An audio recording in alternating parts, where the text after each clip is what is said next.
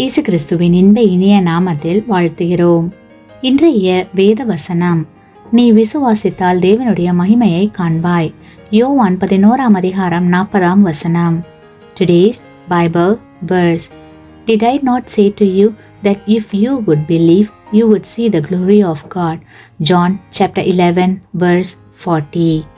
கிறிஸ்துவுக்குள் அன்பான சகோதர சகோதரிகளே, நாம் சோர்ந்து போகிற சமயங்களில் வேத வசனம் நம்முடைய ஆத்துமாவை உயிர்ப்பிக்கின்றன.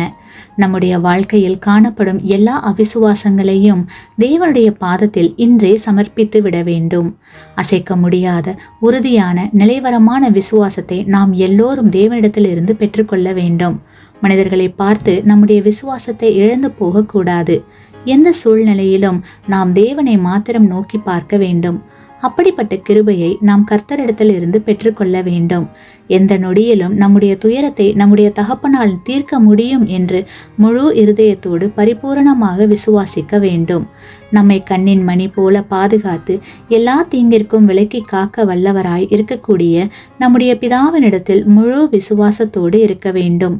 இவ்வாறு நாம் விசுவாசத்தோடு இருந்தால் தேவனுடைய மகிமையை காண்போம். ஆமேன். நீங்கள் பெற்ற இந்த ஆசீர்வாதத்தை மற்றவர்களோடு பகிர்ந்து கொள்ளுங்கள்.